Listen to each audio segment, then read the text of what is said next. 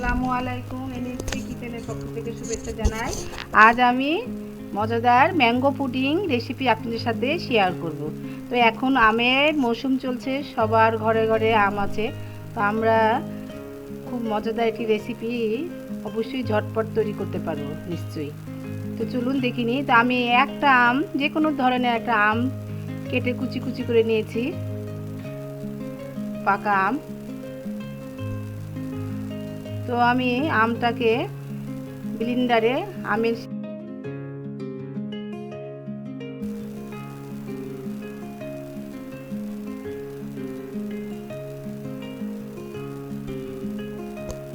তো আমের পিউরিটা আমি এখন কাচের বলে ঢেলে নিলাম।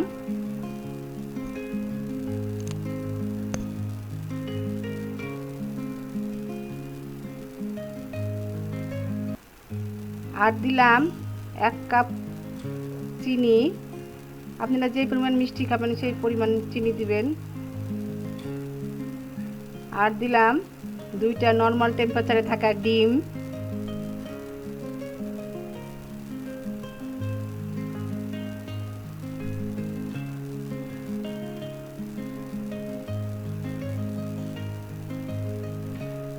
আর দিলাম 1/2 চা চামচ ভ্যানিলা এসেন্স।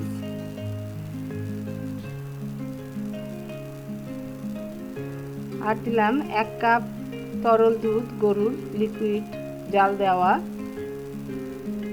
আর দিলাম 1 টেবিল চামচ কর্নফ্লাওয়ার দিয়ে ভালো করে হ্যান্ড হুইস্কের মাধ্যমে আমি এখন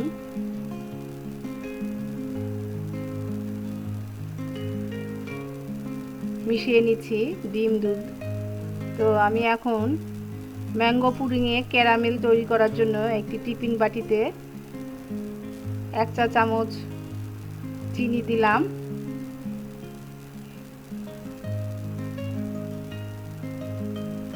এক থেকে 2 চামচ চিনি দিলেই হবে। তো আমি এখন চুলাতে ম্যাঙ্গো পুডিংয়ে ক্যারামেলটা তৈরি করে নেব। হালকা আছে আমি এখন ম্যাঙ্গো পুডিংয়ের ক্যারামেলটা হয়ে গেছে। কোনো পানি দিবেন না, চিনি গলে ক্যারামেলটা তৈরি হয়ে যাবে। তো আমি এখন ম্যাঙ্গো পুডিংয়ের আমের পিউরিটা একটি ছাঁকনিতে দিয়ে ছেঁকে নিব।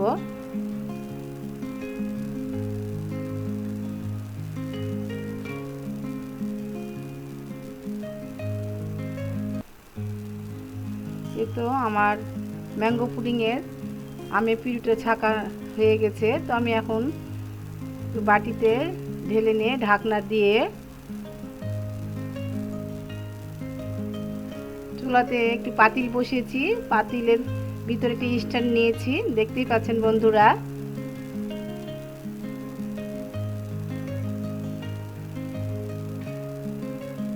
তো আমি এখন পাতিলের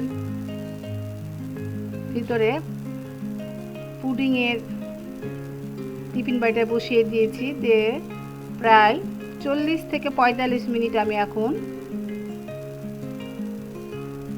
স্টিম করে নিব। এই তো স্টিম হয়ে যাচ্ছে, দেখুন বন্ধুরা। এভাবে প্রায় 1 ঘন্টার কাছাকাছি আপনারা স্টিম করবেন যেন পুডিংটা শক্ত হয়। এই তো আমার পুডিংটা হয়ে গেছে, ম্যাঙ্গো পুডিং। তো আমি এখন ছুরির সাহায্যে 4-5টা একটু উঠিয়ে নিব।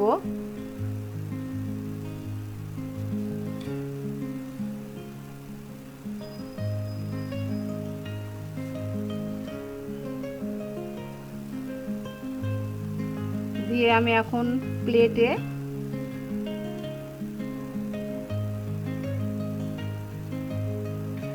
ঢেলে নিব।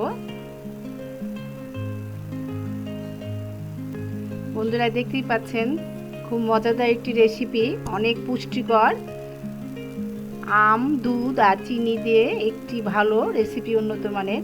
তো অবশ্যই আপনারা এটি বাসাতে একবার হলো তৈরি করে খাবেন। আর আমার ভিডিওটা কেমন লাগছে তো অবশ্যই কমেন্ট করে জানাবেন। আর আমার চ্যানেলটিকে অবশ্যই সাবস্ক্রাইব করতে ভুলবেন না। তো আবার কোনো এক রেসিপি নিয়ে আপনাদের মাঝে উপস্থিত হব। মাশাআল্লাহ, আমার ম্যাঙ্গো পুডিংটা অনেক মজাদার এবং দেখতে সুন্দর হয়েছে। তো অবশ্যই আমার চ্যানেলটিকে আপনারা সাবস্ক্রাইব করে রাখবেন। তো আবার কোনো এক রেসিপি নিয়ে আপনাদের সামনে উপস্থিত হব। তো এই পর্যন্ত সবাই ভালো থাকেন, সুস্থ থাকেন। আল্লাহ হাফেজ।